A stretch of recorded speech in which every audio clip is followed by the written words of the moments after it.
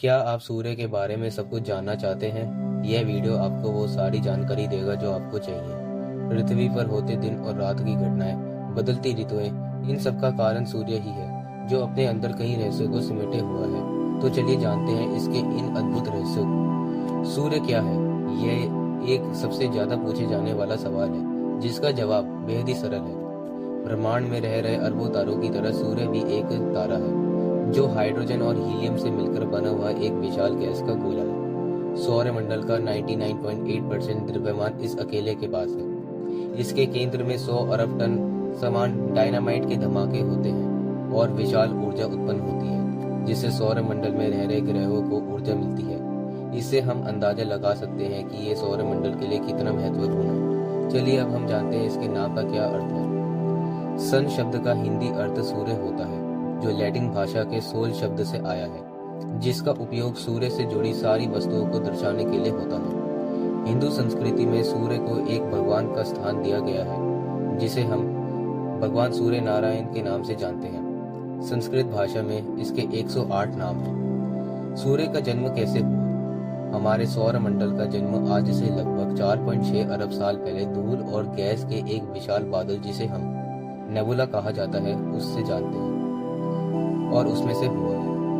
गुरुत्वाकर्षण बल के चलते बादल का द्रव्यमान सिकुड़कर एक जगह जमा होने लगा और साथ ही बहुत तेज गति से घूमने लगा। इसका ज्यादातर द्रव्यमान जहां जमा हुआ वहां सूर्य का जन्म हुआ और बाकी बचे भाग से ग्रह बने, जिसमें से एक हमारी प्यारी पृथ्वी भी थी। बहुत ज्यादा द्रव्यमान और तेज गति की वजह से इतना तापमान और दबाव उत्पन्न हुआ कि बन रहे उस गैस के गोले में न्यूक्लियर फ्यूजन की प्रक्रिया होने लगी, जिससे यह गोला स्थिर हो गया। इस प्रक्रिया के बारे में हम आगे जानेंगे, पर पहले इसकी खगोलीय जानकारी को जानते हैं। सूर्य पृथ्वी से 15,000 करोड़ किलोमीटर दूर है और पृथ्वी की तुलना में बहुत विशाल भी। सूर्य का रेडियस 6,95,500 किलोमीटर है। इतने बड़े आकार में 13 लाख पृथ्वियां आसानी से समा सकती हैं, लेकिन यह ब्रह्मांड में रह रहे बाकी कई तारों की तुलना में बहुत छोटा है। सूर्य का सबसे नजदीकी तारा अल्फा सेंटोरी है। असल में यह एक नहीं बल्कि 3 तारों का समूह है, जिसे ट्रिपल स्टार सिस्टम कहा जाता है। इसके नाम Proxima Centauri, Alpha Centauri B, Alpha Centauri A है, जो कि सूर्य से 4.27 प्रकाश वर्ष की दूरी पर स्थित है। प्रकाश वर्ष वह दूरी है जो प्रकाश एक वर्ष में तय करता है। यह दूरी 9,460,528,400,000 किलोमीटर के समान होती है। जैसे पृथ्वी सूर्य की परिक्रमा करती है, वैसे ही सूर्य भी पूरे सौर मंडल के साथ मिलकर वह गैलेक्सी की परिक्रमा करती है। इसकी आगे बढ़ने की गति 72,000 किलोमीटर प्रति घंटे की है। इस गति के साथ पूरा सौरमंडल 23 करोड़ साल में हमारी आकाशगंगा की एक परिक्रमा पूरी करता है। अभी आकाश गंगा के जिस स्थान पर हम हैं, वह स्थिति पिछली बार जब डायनासोर पृथ्वी पर थे तब थी। आइए सोलर एक्लिप्स होती क्या है उसे भी जान लेते हैं। हमारी पृथ्वी सूर्य की परिक्रमा करता है और ऐसे ही चंद्रमा हमारी पृथ्वी की परिक्रमा करता है। इसके चलते एक समय पर ऐसी स्थिति आती है कि चंद्रमा पृथ्वी और सूर्य के बीच में आ जाता है। परिणाम स्वरूप पृथ्वी पर दिन के समय भी अंधेरा छा जाता है। इस घटना को सूर्य ग्रहण कहते हैं। चंद्रमा पृथ्वी से बहुत छोटा होने के बावजूद भी इतना ज्यादा अंधेरा हो जाता है, पर तब भी कई बार स्थिति ऐसी बनती है कि यह संपूर्ण पृथ्वी को ढक लेता है, जिसे हम फुल सोलर एक्लिप्स कहा जाते हैं। लेकिन यह 360 सालों में बस एक ही बार को देखने को मिलता है, जब सूर्य ग्रहण के समय चंद्रमा सूर्य के बाद को ढक लेता है। तब हम उसके आसपास के वायुमंडल को देख सकते हैं। आपने देखा होगा कि सूर्य ग्रहण के समय उसके आसपास एक लाल या पीली रंग की रेखा दिखती है, जिसे हम कोरोना कहते हैं। इसके बारे में अब हम जानेंगे। सूरज की संरचना और सतह। ब्रह्मांड के लगभग हर तारे एक ही तरह की वस्तुओं से मिलकर बने होते हैं, जिसमें से हमारा ये तारा भी शामिल है। सूर्य गैस से मिलकर बना एक गोला है जिसमें 72% हाइड्रोजन और 26% हीलियम गैस है, लेकिन इसके साथ दूसरे कुछ तत्व भी शामिल हैं, जैसे कि नाइट्रोजन, ऑक्सीजन और आयरन। सूर्य की संरचना 6 क्षेत्र से मिलकर बनी है: core, radiative zone, convenient zone, photosphere, chromosphere, corona. सूर्य के केंद्र में रही कोर का कद इसका सिर्फ 2% ही है, लेकिन यह सूर्य का लगभग आधा द्रव्यमान संभाला हुआ है। सूर्य के केंद्र का तापमान 150 लाख डिग्री सेल्सियस होता है। इतने उच्च तापमान पर न्यूक्लियर फ्यूजन की प्रक्रिया होती है। इस प्रक्रिया में हाइड्रोजन परमाणु मिलकर हीलियम परमाणु की रचना करते हैं, जिससे आश्चर्यजनक मात्रा में ऊर्जा उत्पन्न होती है। यह ऊर्जा पहले रेडिएटिव जोन में आती है और फिर कन्वेनिएंट जोन में आती है, जिसमें 1,70,000 साल का समय लग जाता है। सूर्य की सतह, जिसे फोटोस्फीयर कहा जाता है, यह 500 किलोमीटर मोटी है। असल में यह कोई ठोस सतह है ही नहीं, बल्कि गैस का एक स्तर है। यहाँ पर तापमान 5,500 डिग्री सेल्सियस होता है। कन्वेनिएंट जोन, जिसे ऊर्जा यहीं पर आती है, जिसे सतह, प्रकाश और गर्मी के रूप में बाहर छोड़े जाते हैं। सूर्य का वायुमंडल। सतह के बाद सूर्य का वायुमंडल शुरू हो जाता है, जिसमें क्रोमोस्फीयर और कोरोना होता है। पर अफसोस, सतह की बहुत तेज चमक की वजह से इन्हें हम देख नहीं सकते। लेकिन जब सूर्य ग्रहण होता है तब चंद्रमा फोटोस्फीयर को ढक देता है और हम इन दोनों स्तरों को आसानी से देख पाते हैं। चलिए मैं आपको एक रहस्य की बात बता देता हूँ। स्तर से ऊपर की तरफ जाते तापमान बढ़ने लग जाता है। जहाँ स्तर सिर्फ 5,500 डिग्री सेल्सियस गर्म हो जाता है, वहाँ कोरोना 20 लाख डिग्री सेल्सियस जितना गर्म हो जाता है।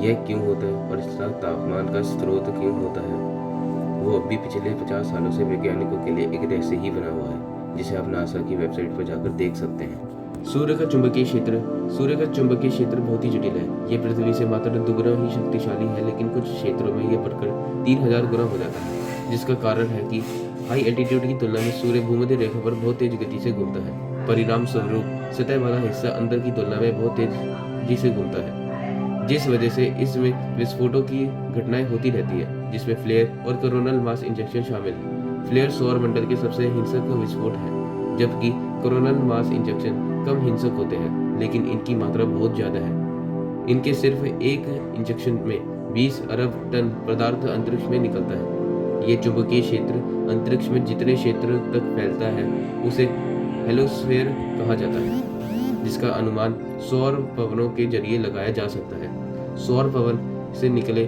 विद्युत आयन कण होते हैं, जो अंतरिक्ष में बहुत तेज गति से सफर करते हैं। ये हमारे ग्रह पर भी आते हैं, लेकिन पृथ्वी के चुंबकीय क्षेत्र की वजह से वह वायुमंडल में प्रवेश नहीं कर पाते।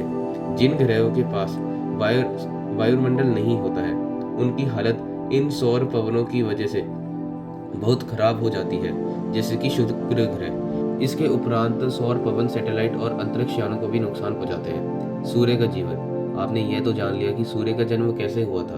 अब हम इसके आगे के जीवन को जानेंगे। अभी सूर्य उसके मेन सीक्वेंस स्टार में है, जहां उसने अपना आधा जीवन व्यतीत कर चुका है, लेकिन यह अभी भी 6 अरब साल जिएगा।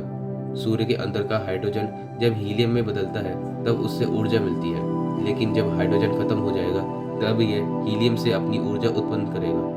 हीलियम हाइड्रोजन की तुलना में भारी तत्व होने की वजह से इसका अंदर की तरफ सिकुड़ना जाएगा और बाहर का स्तर अंतरिक्ष में फैलने लगेगा। उस समय सूर्य लाल रंग का विशाल गोला बन जाएगा, जिसे रेड जायंट स्टार कहते हैं। तब यह पहले बुध ग्रह, फिर शुक्र और फिर आखिर में हमारी पृथ्वी को निकल जाएगा। रेड जायंट स्टार के बाद इसका बाहरी स्तर अंतरिक्ष में विलीन हो जाएगा और पीछे छूट जाएगा एक सफेद कोर, जो बहुत तेज गति से घूमता है। तारे की इस अवस्था को व्हाइट ड्वार्फ स्टार कहते हैं। यह धीरे धीरे अपनी ऊर्जा खोता रहेगा और आखिर में ब्लैक ड्वार्फ स्टार में बदल जाएगा, जो ब्रह्मांड में अरबों नहीं बल्कि खरबों वर्षों तक जीते हैं। एक तारे का संपूर्ण जीवन आप यहाँ पर हमारी वीडियो में देख सकते हैं। सूर्य मिशन। सूर्य के अभ्यास के लिए साल 1962 से 1971 के बीच अमेरिका ने ऑर्बिटिंग सोलर ऑब्जर्वेटरी सीरीज को अंजाम दिया था, जिसमें 8 यानों को पृथ्वी की कक्षा में भेजा गया था। साल 2004 के मिशन जेनेसिस द्वारा सौर पवनों के नमूनों को पृथ्वी पर अभ्यास के लिए लाया गया था। फिर साल 2006 में 2 स्पेस क्राफ्ट की मदद से सूर्य की पहली 3D तस्वीर भी ली गई थी। अब तक का सबसे महत्वपूर्ण मिशन सोलर एंड हेलियोस्फेरिक ऑब्जर्वेटरी, जिसने अंतरिक्ष में 25 साल पूरे किए हैं। इसे खास तौर पर सौर पवनों और उसकी रचना को समझने के लिए बनाया गया था, जिसकी उसने पूरी महत्वपूर्ण जानकारी दी है। अभी के समय 2 शक्तिशाली मिशन नासा का पार्क सोलर प्रोब और ईसा नासा का सोलर ऑर्बिट सूर्य की सबसे नजदीकी अंतर के से परिक्रमा कर रहे हैं। जब पार्क सोलर प्रोब सबसे करीब होता है तब यह कोरोना स्तर के अंदर पहुंच जाता है, जहां पर यह सूर्य से मात्र 65 लाख किलोमीटर की दूरी पर रहकर उसका अभ्यास करता है। इस अभ्यास में वैज्ञानिक ने यह जानने की कोशिश की है कि कैसे सूर्य में ऊर्जा का वहन होता है। दूसरी ओर सोलर ऑर्बिटर के अंदर हाईटेक कैमरा लगे हैं जो सबसे नज़दीकी अंतर से सूर्य की तस्वीरें लेते हैं। ये पार्कर सोलर प्रोब जितना नज़दीक नहीं जा सकता, क्योंकि उतनी नज़दीकी से तस्वीरें लेना असंभव है। इसी वजह से ये 4 करोड़ 30 लाख किलोमीटर दूर रहकर अभ्यास करता है। जब यह यान अपना अभ्यास पूरा कर लेगा तब इसे सूर्य के ध्रुव पर केंद्रित किया जाएगा। अभी हाल ही में भारत ने भी सूर्य पर अपना पहला मिशन भेजा है, जिसे आदित्य L1 का नाम दिया गया है।